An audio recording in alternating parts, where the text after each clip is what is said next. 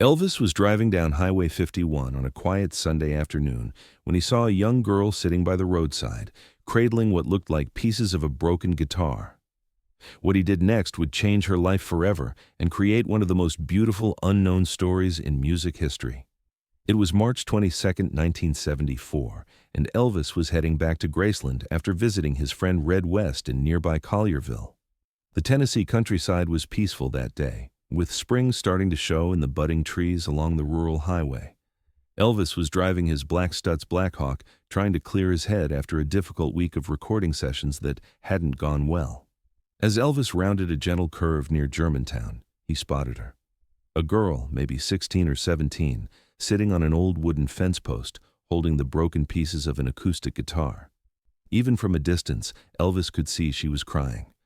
Her long auburn hair fell like a curtain around her face, and her clothes looked like she'd been walking for hours. Without hesitation, Elvis pulled over and parked about 30 feet away.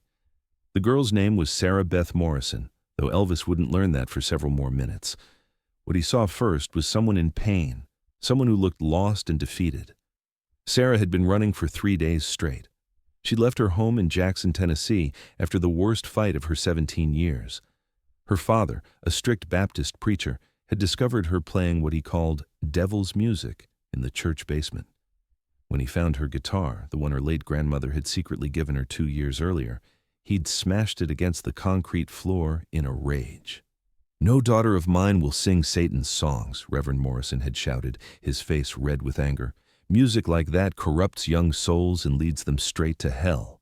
Sarah had watched in horror as her father destroyed the only connection she had left to her grandmother, the woman who'd taught her to play, who'd told her she had a voice that could heal hearts.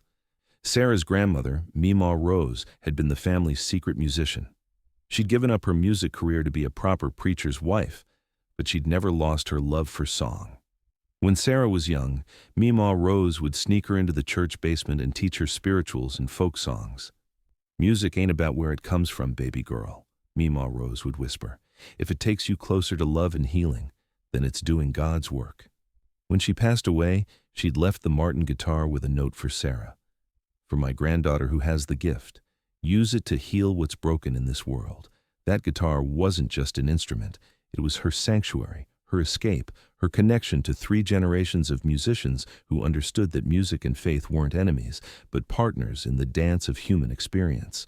And now it lay in pieces, victim to her father's fear and fury.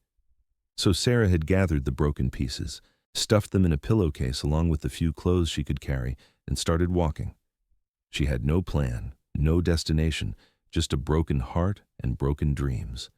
For 3 days, she'd been walking south, sleeping in barns, surviving on the kindness of strangers who gave her food.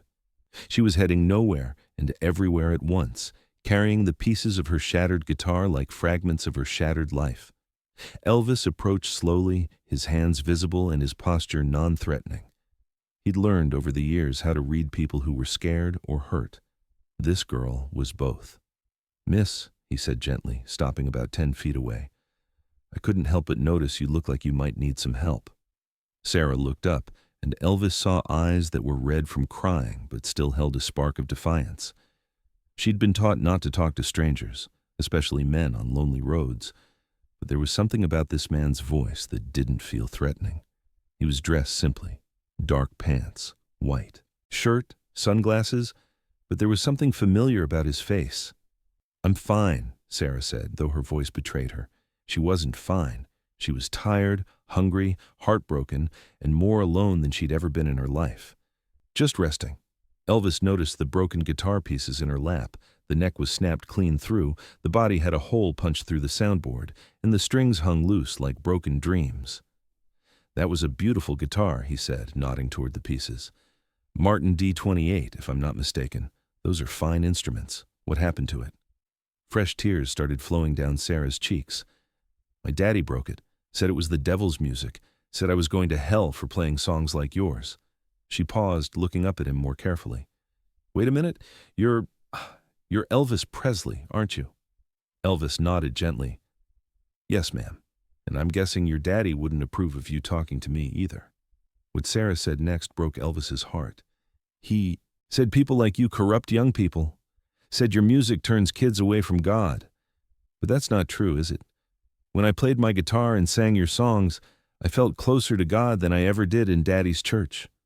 She held up a piece of the broken guitar. "This was my grandmother's. She taught me to play before she died.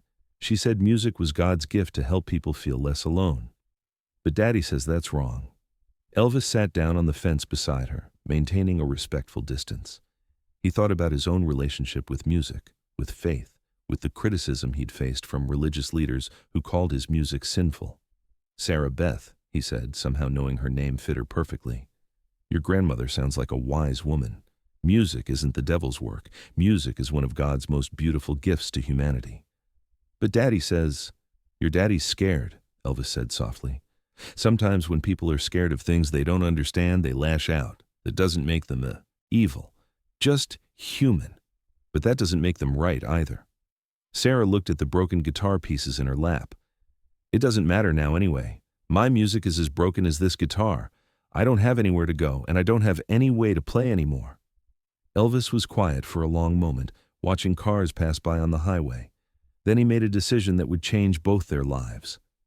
"Sarah Beth, what if I told you that broken things can be fixed? And what if I told you that sometimes being broken is just the first step toward becoming something even more beautiful?" "What do you mean?" Sarah asked, hope creeping into her voice for the first time in days. "I mean," Elvis said, standing up and extending his hand to her, "that I know a place where broken guitars get fixed and broken dreams get mended. And I know some people who believe that music is God's language, not the devil's." Sarah stared at his outstretched hand. "I can't pay you. I don't have any money, and my daddy, he'll be looking for me." "Money's not important right now," Elvis said. "And as for your daddy, well, sometimes parents need time to understand that their children are becoming who God intended them to be, not who they're afraid they'll become." Elvis drove Sarah to Gibson Guitar Company in nearby Memphis. The master craftsman there, an old friend of Elvis's named Henry Juskiewicz, took one look at the broken Martin and nodded. "We can fix this," he said simply. "Won't be exactly the same, but sometimes the repairs make an instrument stronger than it was before." While they waited for the guitar to be repaired, Elvis took Sarah to Sun's studio. "This is where I recorded my first song," he told her. "When I first started performing, preachers said the same things about me that your daddy said about you." Elvis walked over to the old upright piano. "I used to wonder if they were right. My mama would tell me, 'Baby, if it comes from your heart and brings people joy, then God's in it.' She helped me understand that God speaks through any music that touches souls." He handed her a guitar from the studio. "This guitar has heard more prayers than most church pews," Elvis said with a gentle smile. "Play me something. Play me what your heart sounds like. And think about what your grandmother taught you about music being God's language." Sarah's hands shook as she took the guitar. She'd been so afraid for so long, afraid of her father's anger, afraid of being alone, afraid that maybe he was right about music being wrong. But when her fingers found the strings and her voice found the melody, all that fear melted away. She sang Amazing Grace, but she sang it with a soul and a feeling that made it sound both ancient and completely new. Elvis sat in stunned silence. This 17-year-old girl with the broken guitar had one of the most purely spiritual voices he'd ever heard. She wasn't singing to perform or to impress. She was singing to survive, to heal, to connect with something bigger than herself. "Sarah Beth," Elvis said when she finished, "I want to ask you something. How would you feel about making a record? Not to become famous, but to share that gift God gave you with people who need to hear it." Sarah looked at him with tears in her eyes. "But Mr. Elvis, I'm nobody. I'm just a preacher's daughter with a broken guitar." "Let me tell you about being nobody," Elvis said. "When Sam Phillips first heard me sing, plenty of people thought I was nobody too. But sometimes the people the world calls nobody are exactly who God uses to change everything." Elvis walked to the window. "Your voice has something healing in it. You sang Amazing Grace, like someone who's actually been lost and found. That's not something you can fake. That's something you live." "Maybe," Elvis said gently. "It's time we found out what your daddy would say." 3 days later, Sarah Beth Morrison recorded her first song at Sun's studio. It was Amazing Grace, the same amazing version she'd sung for Elvis, but now it was captured forever. Elvis personally made sure copies were sent to radio stations across the South, not as a commercial release, but as something beautiful to share with the world. But the most important thing Elvis did was call Reverend Morrison, not to argue with him, not to criticize him, but to talk to him father to father about love, fear, and faith. "Reverend," Elvis said during that phone call, "I know you love your daughter. I know you're afraid for her soul. But what if God gave her that voice not to lead her away from him, but to bring others closer to him?" It took 6 months, but eventually Reverend Morrison came to Memphis. He found his daughter living with a kind family that Elvis had arranged, working part-time at a music store and singing in a small church on Sundays. When he heard her sing "Amazing Grace" to a congregation that included former drug addicts, homeless people, and broken souls finding their way back to faith, he understood what Elvis had tried to tell him. "Daddy," Sarah said after the service, "music didn't take me away from God. It brought me closer to him." Reverend Morrison hugged his daughter for the first time in 6 months. "I was so afraid of losing you that I almost lost you," he said. "Can you forgive a foolish old man who loves you but doesn't always know how to show it?" Sarah Beth Morrison never became a commercial recording star, but she became something more important. She became a healing presence in her community, using her music to comfort the grieving, inspire the hopeless, and bridge the gaps between different kinds of faith. The repaired Martin guitar, with its visible scars from being broken and mended, became famous in its own way as an instrument of grace and redemption. Over the years, Sarah Beth's small church became known as a place where music and faith danced together. She started Broken Beautiful, monthly gatherings where people brought broken instruments, broken songs, broken lives, and found healing through music. Former addicts sang alongside bank presidents. Torn families found harmony in gospel arrangements. Word spread throughout the South. Music therapists incorporated Sarah Beth's approaches. Churches reconsidered their positions on music, all because a scared 17-year-old had learned from Elvis that broken things could be made more beautiful. Elvis kept in touch for the rest of his life. Every Christmas brought a card with a new song.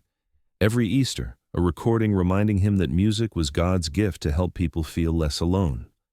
When Elvis died in 1977, Sarah Beth sang at a memorial service in Memphis.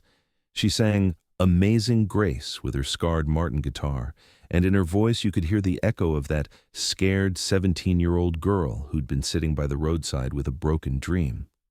But you could also hear the strength that comes from being broken and mended, from being lost and found, from discovering that sometimes the most beautiful music comes from the most broken places.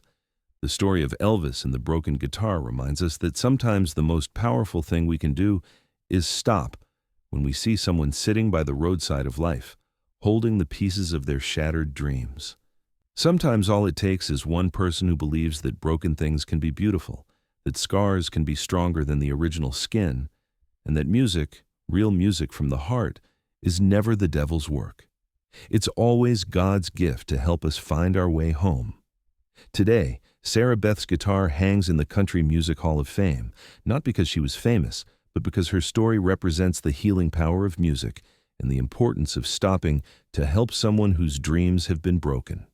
The placard next to it reads, "Some of the most beautiful music comes from guitars that have been broken and mended with love."